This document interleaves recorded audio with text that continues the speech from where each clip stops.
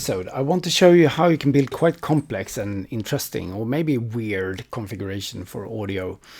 And we are using the same musical material as in the last episode, but doing weird things like this.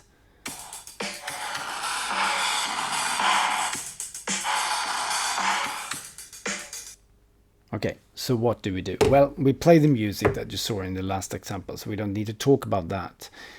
But when we receive the music here in this node, we do a few different interesting things. First of all, I set the output to two different outputs at the same time, which means that I actually feed two targets with the same audio. And I use the words #dry and #wet. That means that the system is looking for a target with the ID equals dry and a target with the ID equals wet. And if it finds it, it will connect the output of this node to these receivers. Okay, so it finds actually two gain nodes here with the ID dry, and it finds a dynamic compressor node here with the ID equals wet.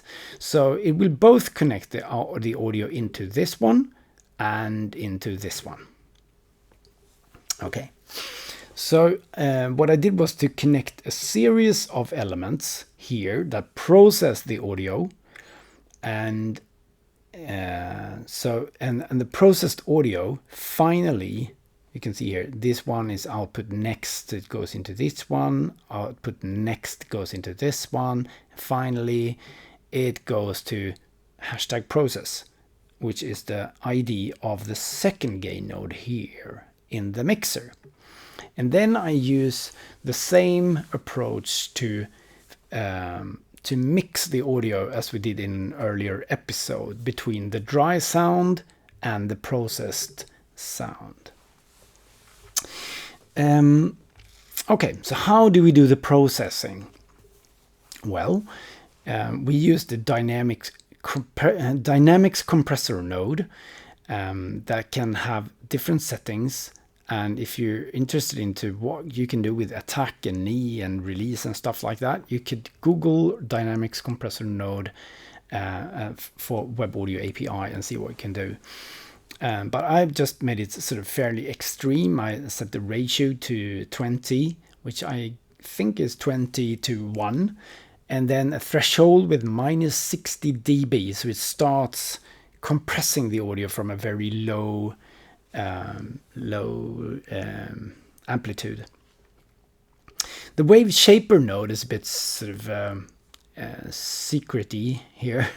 I put in an algorithm that adds distortion basically, and I don't have time now to dive into how you can set that yourself, but it is possible. The convolver node finally is easier to use. We set the source of the convolver node to an audio file, and if you're not that experienced with the convolver node, it might be worth quickly describing it.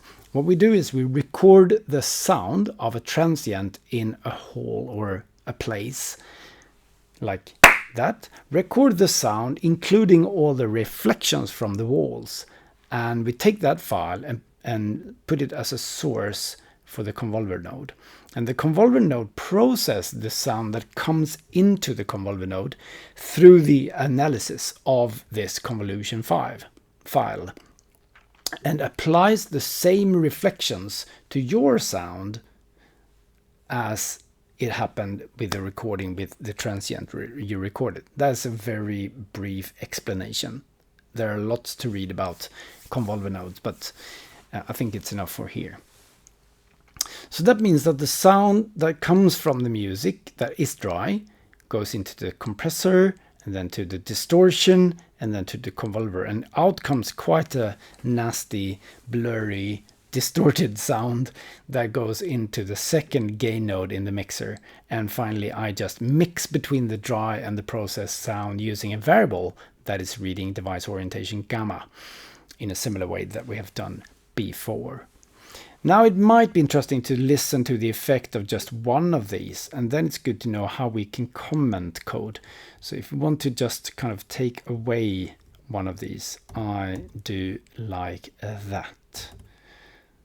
So that would actually then kind of mute the distortion, and then connect the dynamic output from the dynamics compressor node to the convolver node, and that will again go to the process, the gain node with the ID process.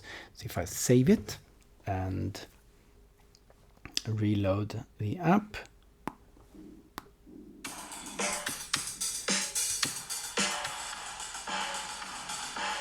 so this is the wet sound from the convolution reverb with the compression.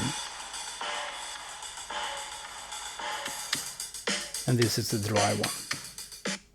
If I want to take the output of the dynamics compressor node and have it bypassing the reverb, I can of course change next here to process, and the dynamics compressor node will go straight into the second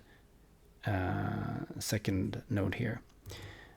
So now we can listen to the dry sound and the compressed sound.